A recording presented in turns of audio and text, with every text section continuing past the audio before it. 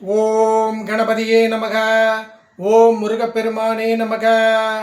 ஓம் ஆஞ்சநேயா நமக. ஓம் நரசிம்மனே நமக.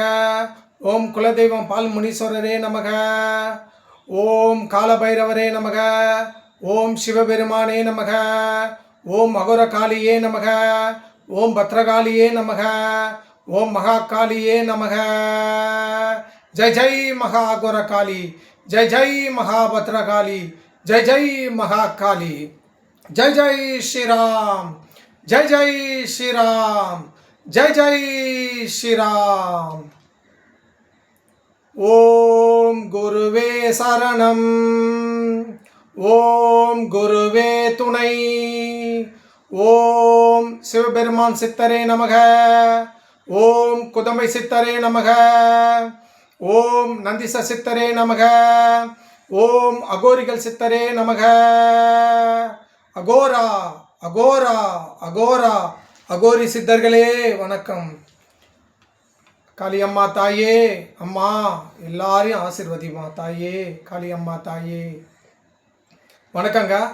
நான் சென்னை சேத்துப்பட்டிலேருந்து ஸ்ரீ அகோரி நாமசெல்வம் பாபா குருஜி சாமியார் பேசுகிறேங்க. என்னுடைய மொபைல் நம்பர் 9940104330. இன்னொருடைய மொபைல் 9994130361. இன்னொரு மொபைல் நம்பர் 9962624066. இது என்னோடய மொபைல் நம்பருங்க. நீங்கள் ஃபோன் மூலயமா என்னை அழைக்கலாம். நீங்கள் ஃபோன் பண்ணால் கூட நான் நேரில் வருவேன். சரி, இப்போ ரொம்ப முக்கியமான விஷயத்தை நான் பேச போகிறேன் இந்த வீடியோவில். ஆன்மீக சம்மந்தப்பட்டமான விஷயந்தான்.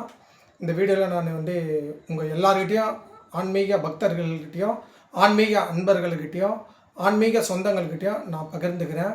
அதுக்கு முன்னாடி பொது விஷயமாக ஒரு விஷயத்தை நான் பகிர்ந்துக்கிறேன்.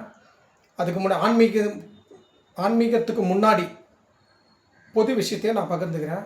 எல்லாரும் வீட்டுக்கு வெளியில் மரம் நட்டு வைங்க, ரொம்ப நல்லது. வீட்டுக்கு ஒரு மரம் நட்டு வைங்க. அதே போல் தண்ணியை ரொம்ப சிக்கனமாக செலவு பண்ணுங்கள். மாணவ மாணவிகள் நல்லா படிங்க, படித்து வாழ்க்கையில் நல்லா முன்னேறுங்க. இதுதாங்க என்னுடைய கருத்து. சரி, இப்போ ஆன்மீக விஷயத்துக்கு நம்ம வருவோம். ரொம்ப ரொம்ப முக்கியமான விஷயம். எல்லாரும் நிறைய பேர் என்னை ஃபோன் பண்ணி கேட்டிருக்காங்க நான் சொல்லக்கூடிய விஷயத்த. நேர்லேயும் நான் ஆலயத்துக்கு செல்லும் போது, மற்ற இடத்துங்களுக்கு செல்லும் போது, சாமி இதை நீங்கள் சொல்லுங்கள், எங்களுக்கு சொல்லுங்கன்னு கேட்குறாங்க. நிறைய பேருக்கு இந்த டவுட் இருக்குது. முக்கியமான டவுட்டு இது. நிறைய பேருக்கு இந்த டவுட் இருக்குது. இந்த டவுட்டை நிறைய பேர் கேட்குறாங்க. சில பேர் தெரிஞ்சும் பண்ணுறாங்க, சில பேர் இந்த விஷயத்தை தெரியாமையும் பண்ணுறாங்க. அவர்களுக்காக தான் இந்த வீடியோ. நிறைய பேர் கேட்டதுனால இந்த வீடியோ நான் உங்களுக்கு நான் இந்த வீடியோவை பதிவு பண்ணுறேன். இந்த வீடியோவை நீங்கள் கண்டிப்பாக பாருங்கள். இப்போ குலதெய்வம் சம்மந்தப்பட்டது. குலதெய்வம் எல்லாருக்கும் ஒரு குலதெய்வம் இருக்கும். முனீஸ்வரன் இருக்கார், மதுரை வீரன் இருக்கார், கருப்பண்ணசாமி இருக்கார், மாட பெரியசாமி இருக்காங்க. நிறைய குலதெய்வ கோவில் இருக்குது. எல்லாரும் அந்த காலத்தில் குலதெய்வ வழிபாடு ரொம்ப ரொம்ப கடைபிடிச்ச. குலதெய்வ வழிபாடு தான் ரொம்ப பிரதானமாக எல்லா இடத்துலையும் இருக்குது. பொதுவாக கிராமத்தில் ரொம்ப அதிகம். நம்ம இங்கே சிட்டிலையும் இந்த இடத்துல சென்னையிலையும் நிறைய பேர் குலதெய்வ கோயிலெல்லாம் நிறைய இருக்குது. அந்த இடத்துக்கும் போய் வழிபாடு பண்ணுறாங்க. ஏன்னா கிராமத்துக்கு போக முடியாதுல்ல. வருஷத்தில் ஒரு முறை தான் கிராமத்து கோயிலுக்கு போய் குலதெய்வ வழிபாடு பண்ணோம். ஆனால் இங்கே சென்னையில் இருக்கிறவங்க நிறைய பேர் ஆலயம் இருக்கும்போது அந்த குலதெய்வத்துக்கும் போய் வணங்குறாங்க. அங்கேயும் போகும்போதும் இதே கருத்து தான். மற்ற கோயிலுக்கும் போகும்போதும் இதே கருத்து தான். பொது கருத்தாக தான் எல்லாம் வைக்கிறாங்க. ஆனால் எல்லாருக்குமே இந்த சந்தேகம் இருக்குது.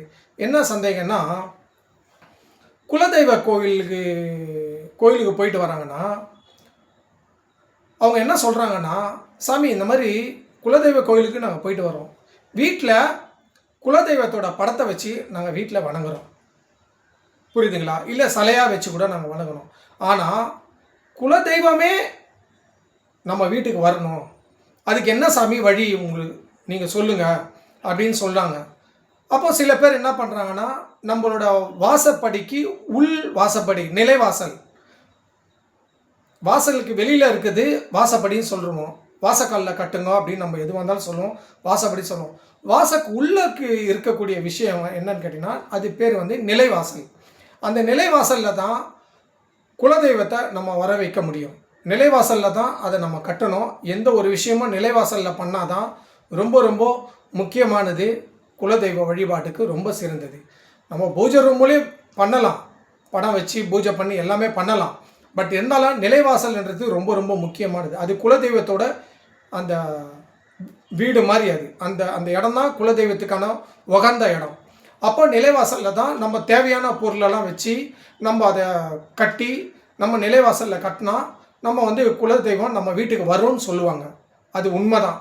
ஆனால் என்ன டவுட்டுன்னு கேட்டிங்கன்னா, என்கிட்ட கேட்கக்கூடிய டவுட் என்னன்னா, குலதெய்வத்துக்கு போனால் மண் எடுத்துகிட்டு வந்து குலதெய்வ மண் எடுத்துகிட்டு வந்து நம்ம வீட்டில் வந்து சாமி படத்தை வச்சாலோ இல்லை நிலைவாசலில் கட்டி அதை நம்ம வச்சாலோ குலதெய்வம் நம்ம வீட்டுக்கு வருமா அப்படின்னு கேட்குறாங்க. அதாவது நல்லா புரிஞ்சுக்குங்க. அதுக்காக தான் இந்த வீடியோ போடுறேன். ஆன்மீக பக்தர்களே, ஆன்மீக அன்பர்களே, ஆன்மீக சொந்த பந்தங்களே, எல்லாருக்கும் இந்த வீடியோ இதை நல்லா கவனிங்க. நம்ம வந்து சில பொருட்களை வச்சு, ஆன்மீக பொருட்களை வச்சு நம்ம நிலைவாசலில் கட்டி நம்ம குலதெய்வத்தை கும்பிட்றது, நம்ம குலதெய்வத்தை வீட்டுக்கு வர வைக்க முடியும். அதே போல் சாமி படத்தாண்டியே நம்ம சிலையை வச்சோ இல்லை படமும் வச்சோ நம்ம குலதெய்வத்தை வழிபட முடியும். ஆனால் மண் எடுத்துகிட்டு வந்து குலதெய்வத்தோட மண் அங்கே இங்கே நம்ம கும்பிட்டு இருக்கோமோ வழிபாடு பண்ணுறோமோ அந்த மண்ணை எடுத்துகிட்டு வந்து வீட்டுக்கு எடுத்துகிட்டு வந்து வச்சு நம்ம வணங்கலாமா? அந்த மண்ணை கொண்டு வந்து நிலைவாசல்லையோ இல்லை சாமி படத்தாண்டையோ வச்சு நம்ம வந்து குலதெய்வத்தை வணங்கலாமா? வணங்கினா தெய்வம் குலதெய்வம் நம்ம வீட்டுக்குள்ளே வருமா அப்படின்னு அந்த மண் சம்மந்தப்பட்டமா கேட்குறாங்க. எல்லாருக்கும் நான் சொல்கிறேன், தயவுசெய்து இதை புரிஞ்சுக்குங்க. நிறைய பேருக்கு இந்த விஷயம் தெரியல. எக்காரணத்தை கொண்டும் குலதெய்வத்து கோயிலுக்கு நீங்கள் போங்க. அங்கே குலதெய்வத்துக்கு நீங்கள் வழிபடக்கூடிய விஷயங்கள் எதுவாக இருந்தாலும் அந்த குலதெய்வத்து கோயிலில் வச்சு வழிபாடு பண்ணுங்கள். அது பலி கொடுக்குறதா இருந்தாலும் சரி, இல்லை பலி இல்லாமல் வழிபட்டாலும், பொங்கல் வச்சு வழிபட்டாலும் சரி, இல்லை நீங்கள் பலி கொடுத்து ஆடு கோழி கொடுத்து குலதெய்வத்தை வழிபட்டாலும் சரி, அது அங்கேயே செய்யணும். புரியுதுங்களா? குலதெய்வ கோயிலில் போயிட்டு எக்காரணத்தை கொண்டும் குலதெய்வ மண்ணை கண்டிப்பாக வீட்டுக்கு கொண்டு வராதீங்க. குலதெய்வ காலில் வச்சு படத்தை கொண்டு வாங்க. புரியுதுங்களா? குலதெய்வத்துக்கு உள்ளேருந்து எலுமிச்சப்பழம், ஏதாவது பொருட்கள், ஆன்மீக சம்பந்தமான பொருட்கள் தெய்வம் காலில் வச்சு நீங்கள் வந்து வீட்டுக்கு கொண்டு வரலாம், நிலைவாசலில் கட்டலாம். ஆனால் எந்த சூழ்நிலையிலும் குலதெய்வத்தோட மண்ணை எடுத்துகிட்டு வந்து தயவு செய்து வீட்டில் நீங்கள் வைக்காதீங்க. இதை நான் ஆணித்தரமாக சொல்கிறேன். குலதெய்வ மண் வீட்டுக்கு கண்டிப்பாக வரவே கூடாது. சில பேர் குலதெய்வ மண் எடுத்துருவாங்க, நான் வந்து வீட்டுக்கு குலதெய்வத்தை நான் வீட்டுக்கு வர வைக்கிறேன். குலதெய்வ மண் எடுத்துகிட்டு வந்து வீட்டுக்குள்ளே வச்சா உண்மையாலுமே சொல்கிறேன், குலதெய்வம் வீட்டுக்கு வரும். நான் இல்லைன்னு சொல்லலை. புரியுதா? நான் சொல்கிற கருத்தை புரிஞ்சுங்க. குலதெய்வ மண் எடுத்துகிட்டு வந்து வீட்டுக்கு எடுத்துன்னு வந்து வச்சாலோ நிலைவாசலில் கட்டினாலோ குலதெய்வம் வரும், அது உண்மை. ஆனால் நான் சொல்லக்கூடிய விஷயம் என்னென்னா, குலதெய்வ மண்ணை எடுத்துகிட்டு வந்து வீட்டுக்குள்ளே எக்காரணத்தை கொண்டும் நிச்சயமாக மண் எடுத்துகிட்டு வந்து யாரும் வைக்காதீங்க. குலதெய்வ வழிபாடை அங்கேயே நீங்கள் பண்ணுங்கள். வீட்டுக்கு வந்து நீங்கள் எப்பவுமே குலதெய்வ வழிபாடு பண்ணுறத வீட்டுக்குள்ளே பண்ணுங்கள். ஆனால் ஏன் சொல்கிறேன்னு கேட்டிங்கன்னா, குலதெய்வ கோவிலில் இருக்கிற மண் எடுத்துகிட்டு வந்து வச்சிங்கன்னா நீங்கள் எல்லாரும் எந்த குலதெய்வத்தை வழிபாடு பண்ணுறீங்களோ அந்த தெய்வம் அங்கே நீங்கள் குலதெய்வத்தில் என்ன வழிபாடு பண்ணுறீங்களோ அந்த வழிபாட்டை நீங்கள் மண் எடுத்துகிட்டு வந்து வீட்டில் வச்சாலோ நிலைவாசலில் வச்சாலோ அந்த வழிபாடை வீட்டில் கேட்கும். என்ன வந்து நீ ஆலயத்தில் வந்து வழிபாடு பண்ணுற, அது பலி கொடுத்து வழி பண்ணுறியோ பொங்கல் கொடுத்து வழி பண்ணுறியோ, அந்த வழிபாடை நீங்கள் மண் எடுத்துகிட்டு வந்தீங்கன்னா ரொம்ப ரொம்ப பவரானது. இந்த மண் சாதாரண விஷயம் இல்லை. பஞ்ச தத்துவத்தில் மண்ணுன்றது பூமி தான் மண் தான் பூமி. பஞ்சபூதங்களில் அது ஒரு தத்துவம். அந்த மண்ணை எடுத்துகிட்டு வந்து நீங்கள் வரும்போது ரொம்ப ஆக்ரோஷமாகவும் ரொம்ப சிவிராகவும் ரொம்ப வந்து வேகமாக குலதெய்வம் உள்ளே வரும். அப்போ உள்ளே வரும்போது நீங்கள் கோவிலில் என்ன வழிபாடு நீங்கள் பண்ணினீங்களோ, நீங்கள் குலதெய்வ கோயிலில் எந்த மாதிரி முறைகள் பின்பற்றினீங்களோ அந்த வழிபாடை வீட்டில் கேட்கும். நீ எப்படி என்னை கோயிலில் வழிபாடு பண்ணியோ அதே போல் நீ இங்கேயும் வீட்லேயும் எனக்கு அந்த வழிபாடை கொடுன்னு கேட்கும். ஏன்னா அதை நீங்கள் வீட்டில் செய்ய முடியாது. புரியுதுங்களா? வீட்டில் வந்து செய்யணும்னா இதுக்குன்னு தனியாக ஒரு இடம் இருக்கணும், இல்லை ஒரு ஆலயமாக இருக்கணும் வீட்டில். அந்த மாதிரி இருந்தால் தான் அந்த வழிபாடை நம்ம செய்ய முடியும். கோவில்ன்றது அங்கே எல்லாரும் கூடுவாங்க. அங்கே ஆடு பலி கொடுக்குறது, கோழி பலி கொடுக்குறது, மற்றபடி பழங்களை கூட பலியாக கொடுக்குறாங்க. எலுமிச்சை பழம், பூசணிக்காய் பழம், அது மாதிரி பலியெல்லாம் வந்து கொடுப்பாங்க. அப்போ அங்கே என்ன வழிபாடு இருக்கோ அந்த வழிபாடு கண்டிப்பாக வீட்லேயும் கேட்கும். குலதெய்வம் எனக்கு இந்த வழிபாடை நீங்கள் கொடுங்கோ, இந்த வழிபாடை நீ செய்யணுன்னு குலதெய்வம் நம்மக்கிட்ட கண்டிப்பாக கேட்கும், நம்மக்கிட்ட பேசும். அதை நம்ம வீட்டில் பண்ண முடியாது. நல்லா புரிஞ்சுக்குங்க. வீடுன்றது ஃபேமிலி எல்லாம் இருப்பாங்க, புரியுதா? கணவன், மனைவி, குழந்தை, உற்றார் உறவினர்கள், சொந்த பந்தம் எல்லாமே வீட்டில் வருவாங்க போவாங்க.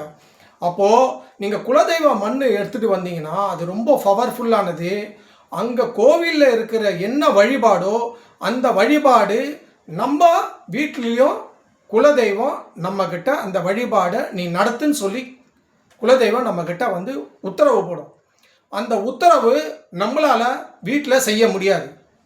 ஆகையால் யாருமே தெரிஞ்சோ தெரியாமலையோ குலதெய்வத்தோட மண்ணை தயவு செய்து யாரும் வீட்டுக்கு எடுத்துன்னு வராதிங்க. யாராவது சொல்லி எடுத்துகிட்டு வந்தீங்கன்னா அதை உடனே அந்த மண்ணை எடுத்துகிட்டு போய் குலதெய்வ கோயிலே வச்சுடுங்க. அப்படி இல்லையா ஏதாவது ஒரு ஆலயத்தில் எடுத்துன்னு போய் அந்த மண்ணை வச்சுடுங்க. மண் எக்காரணத்தை கொண்டும் வீட்டுக்கு வரக்கூடாது. குலதெய்வத்துக்கு அவ்வளோ பவர் இருக்குது. குலதெய்வ மண்ணை நிறைய பேர் எடுத்துகிட்டு வந்து வீட்டில் வைக்கிறாங்க. அது தயவுசெய்து அந்த தப்பை பண்ணாதீங்க. அது ரொம்ப விளைவுகளை உண்டாக்கும். புரியுதுங்களா? நீங்கள் அந்த வீட்டில் அந்த வழிபாடு தான் பண்ண முடியும். என்னால் எப்படி ஆலயத்தில் இருக்கிற குலதெய்வ கோயிலில் போய் நான் வழிபாடு பண்ண முடியும், அதை நான் வீட்டில் பண்ண முடியும்னு சொன்னால் நீங்கள் மண் எடுத்துகிட்டு வந்து வச்சு பண்ணுங்கள். ஆனால் பண்ண முடியாத பட்சத்தில் தயவு கூர்ந்து சொல்கிறேன், யாரும் குலதெய்வ மண்ணை எடுத்துகிட்டு வந்து நீங்கள் வீட்டில் வைக்காதீங்க. இது ஆன்மீக ரீதியாக நான் சொல்கிற கருத்து. இது உண்மை, பொய் கிடையாது. புரியுதா? சில பேர் வந்து பொய்யான தகவல்லாம் கொடுக்குறாங்க. ஆன்மீக ரீதியாக யூடியூப்பில் போடுறதோ இல்லை மற்ற விஷயங்கள்லாம் போனால் அவங்களுக்கு சொல்கிறதோ குலதெய்வ மண்ணை எடுத்துகிட்டு வரலாம், குலதெய்வ மண்ணை எடுத்துகிட்டு வந்து இங்கே பண்ணலாம் அப்படின்ற அதெல்லாம் வந்து பண்ணாதீங்க. நான் சொல்கிறத நீங்கள் கேளுங்க. புரியுதுங்களா? என்னோட அனுபவத்தில் சொல்கிறேன். குலதெய்வத்தை கோவிலில் வழிபாடு பண்ணுங்கள், இல்லை உங்கள் கிராமத்தில் போயிட்டு வருஷத்துக்கு ஒரு முறை வழிபாடு பண்ணுங்கள், வீட்டில் வழிபாடு பண்ணுங்கள், எல்லாம் செய்யுங்க. அது தப்பு இல்லை. ஆனால் குலதெய்வ மண்ணை எக்காரணத்தை கொண்டும் வீட்டில் எடுத்துன்னு வந்து யாரும் வைக்காதீங்க. குலதெய்வமாக நீங்கள் வீட்டில் வழிபாடு பண்ணுங்கள். குலதெய்வ மண்ணை நீங்கள் கொண்டு வராதீங்க. கொண்டு வந்தீங்கன்னா அந்த குலதெய்வம் கண்டிப்பாக உங்களுக்கு என்னென்ன அந்த தெய்வத்துக்கு தேவையோ அதை கண்டிப்பாக உங்களிடத்துல உத்தரவு கேட்கும். அதை கண்டிப்பாக நீங்கள் பண்ணி ஆகணும். அதை பண்ண முடியலன்னா கோபத்துக்கு ஆளாவீங்க. குலதெய்வத்தோட கோபத்துக்கு நீங்கள் ஆளாவாதீங்க. அதனால் யாரும் குலதெய்வ மண்ணை எக்காரணத்தை கொண்டு வீட்டுக்கு எடுத்துகிட்டு வராதீங்க. அதுக்காக தான் இந்த வீடியோ போடுறேன். என்னுடைய பேச்சை கண்டிப்பாக நீங்கள் கேளுங்க. நான் உங்களுக்கு நன்மையை தான் சொல்லுவேன், தீங்கு சொல்ல மாட்டேன். நீங்கள் எல்லாத்தையும் எடுத்துகிட்டு வாங்கன்னு சொல்கிறேனே, மண் எடுத்துகிட்டு வாங்கன்னு நான் சொல்லக்கூடாதா? ஏன் சொல்ல மாட்டேன்றேன்? வேணாம், மண்ணெல்லாம் எடுத்துகிட்டு வராதிங்க.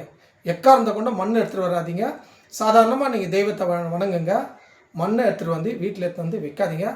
அந்த நல்ல ஒரு கருத்துக்காக தான், ஒரு நல்ல ஒரு உங்களுக்கு ஒரு அறிவுரை சொல்கிறதுக்காக தான் அந்த வீடியோ போட்டிருக்கேன். நிச்சயமாக நான் சொல்கிறத கேளுங்க. மண் எக்காரணத்தை கொண்டு எடுத்துகிட்டு வராதிங்க. இதுதான் என்னுடைய ஆன்மீக ரீதியான கருத்து. சரி, வணக்கங்க. அடுத்ததாக குலதெய்வத்தை நிலைவாசலில் எப்படி வரவழைக்கணும் அப்படின்றது நான் அடுத்த வீடியோவில் போடுறேன். நீங்கள் விபரமாக கேளுங்க. அதுபடி நீங்கள் செஞ்சீங்கன்னா குலதெய்வம் உங்கள் வீட்டுக்குள்ளே கண்டிப்பாக வரங்க. நன்றி, வணக்கம்.